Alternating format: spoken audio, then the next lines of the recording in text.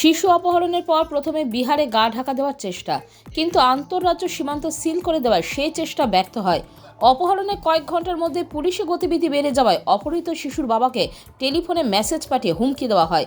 পুলিশের CCTV mapping এবং phone ট্র্যাকিংয়ের ফলে ধরা পড়ে যায় দুষ্কৃতীদের গতিবিধি।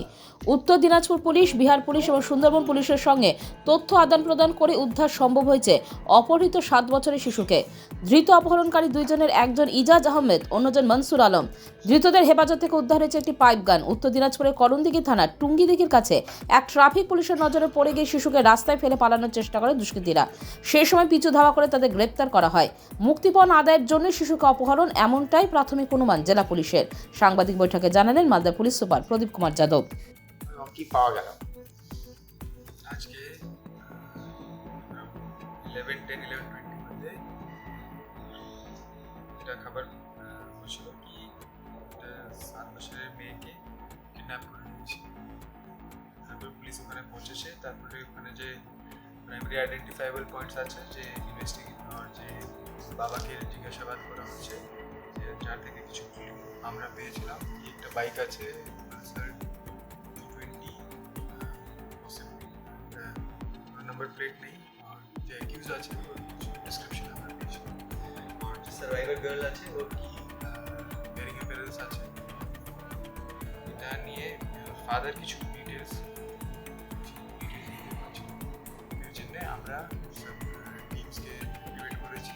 আর বর্ডার এরিয়া বিহার বর্ডার কাছাকাছি আছে, এর জন্য আমরা বিহার বর্ডার স্টার্ট করেছি। আর সিসিটিভি টিম আর একটা ট্র্যাকিং টিম, এটা মাল্টিপল ট্র্যাকিং টিম আমরা মানে সব রুটস এক্সপ্লোর করার জন্য পাঠিয়েছি। রুটস এক্সপ্লোর করার পরে আমরা যখন এই চলছিল, আমরা যে করেসপন্ডিং ডিস্ট্রিক্টস আছে ইসলামপুর আর রায়গঞ্জ আর কাটিহার, ওখানেও আমরা ইনফরমেশন দিয়েছি, এরকম ঘটনা হচ্ছে। এরপরে একটা মেসেজ, ফাদার একটা আননোন নাম্বার থেকে একটা মেসেজ পেয়েছিল, যেখানে থ্রেটন করা হয়েছিল কি পুলিশকে ইনফরমেশন দিয়েছিল, এটা ঠিক নেই। তারপরে আমরা ওটাকে ট্র্যাক করে ট্র্যাক স্টার্ট করেছি। তারপরে আমরা কিছু লিডস পেয়েছি, সুন্দরবন ডিস্ট্রিক্টের একটা বিজনেসম্যান ছিল, ওর সঙ্গে কিছু যে নাম্বার থেকে কন্ট্যাক্ট করা হয়েছে ওর সঙ্গে কিছু কানেকশন আমরা পেয়েছিলাম। তো ওটা আমরা এক্সপ্লোর করছিলাম, আর তারপরে লোকেশন ট্র্যাকিং স্টার্ট হয়েছিল ওখান থেকে।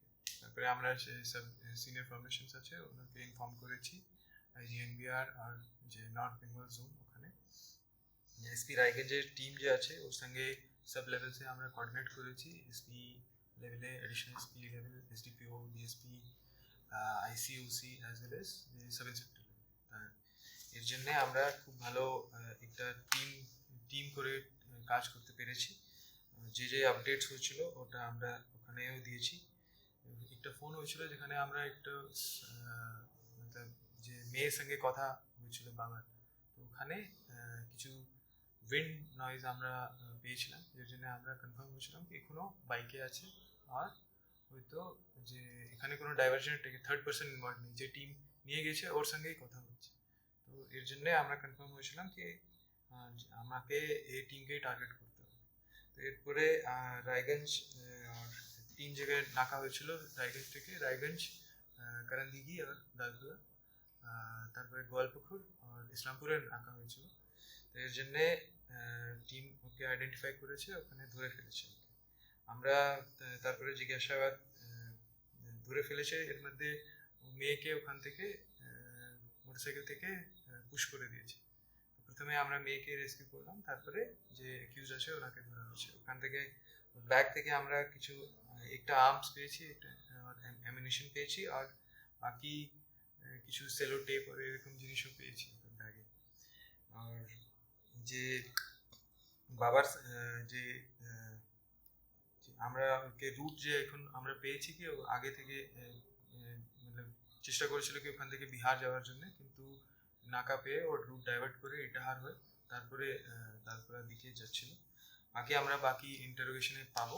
যারা অ্যারেস্ট হয়েছে তাদের সম্পর্কে কি বলা আছে, কি নাম? অ্যারেস্ট হয়েছে দুটা লোক অ্যারেস্ট হয়েছে, একটা Raju son of Mustafa Benadia PS Harishchandrapur, Ijaz Ahmad son of Abdul Salam Benadia Harishchandrapur.